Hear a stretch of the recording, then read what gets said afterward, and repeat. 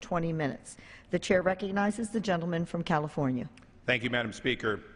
And I ask unanimous consent that all members may have 5 legislative days in which to revise and extend their remarks and include extraneous materials on the bill hereto under consideration. Without objection. Thank you, Madam Speaker. I yield myself such time as I may consume. The gentleman is recognized. Madam Speaker, in 1910, the Heights of Buildings Act was signed into federal law. That bill, in fact, envisioned a prevention of a New York-style skyscrapers from being erected here in the nation's capital. That bill is every bit as important today as it was in 1910. The District of Columbia has a unique visual requirement. We should not, cannot, and will not obstruct the mall and the major parts of this historic city. It is important that we maintain the skyline and the access, and we do so in every single consideration in this city. The memorials and monuments and public safety must be considered. However, over the last 2 Congresses, the committee has been working on several small modifications that really time has said its time has come. After 100 years, the current legislation makes a small but meaningful change. And let me put it in words the American people can easily understand. 100 years ago, they put a limit on the height of these buildings, and then they put 20 feet beyond that limit of occupancy for water towers, coal stacks for the chimneys, and of course the tops of elevators. Those water towers, elevator shafts, chimneys, they were certainly pretty hideous, but they were necessary.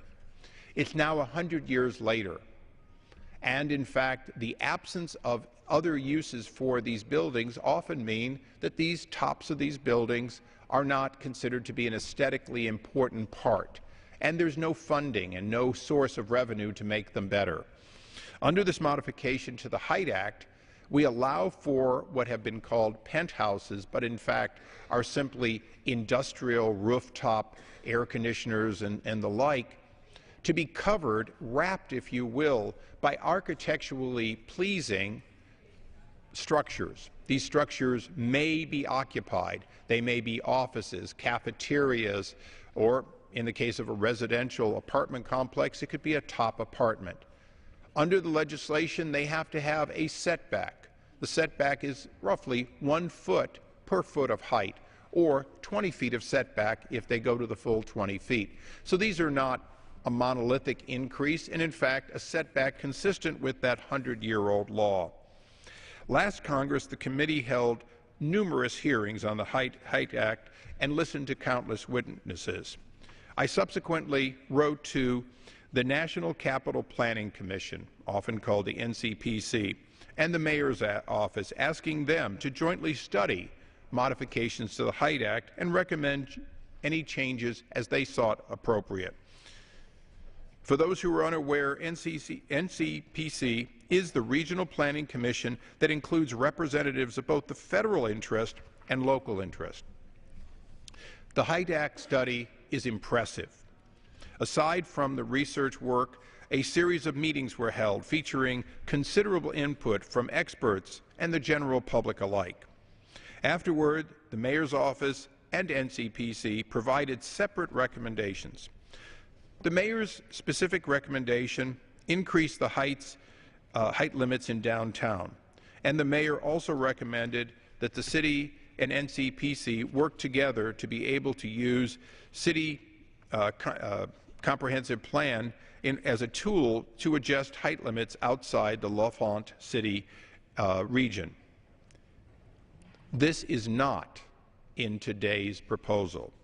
Ultimately, only after considering these broader changes, NCPC's only recommendation from the overall plan submitted from the Mayor is in fact the modest proposal before you today.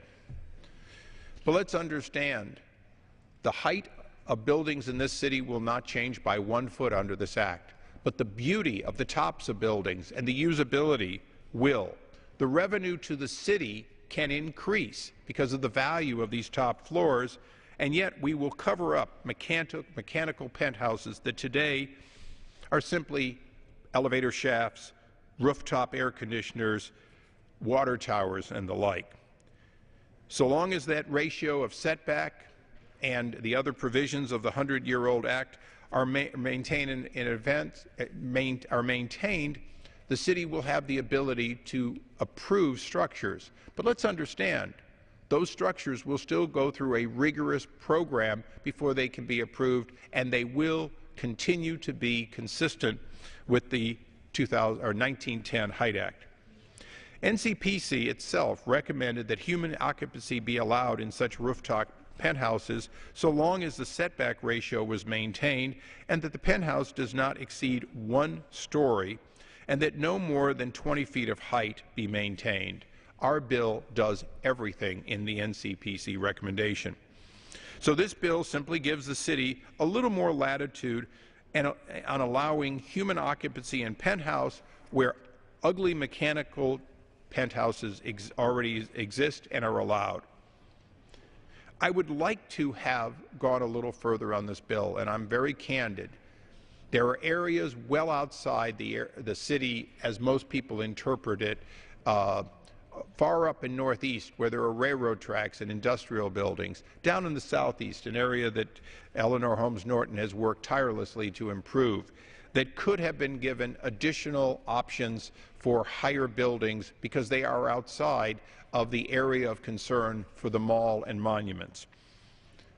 The city is not prepared to take that authority yet, and Congress is not prepared to give authority that, in fact, its City Council is not prepared to handle. That's the consensus that came from the City Council in their own resolution, and we respect that if the city does not want an authority, we are not going to thrust an authority on them. So with respect to the Height Act, let me close by saying there will always be somebody who doesn't want a law changed, who in fact wants the building shorter. There are people who want their private home to be able to see all the way to the mall. I would love to own one of those homes, quite frankly. A few feet away from here, I would like to be able to walk out onto the Speaker's deck, his balcony. I'd like to be able to see the White House, but I can't because the Treasury building was built in front of it and others. This legislation will not cause any of those shortcomings that have occurred in the past. Just the opposite.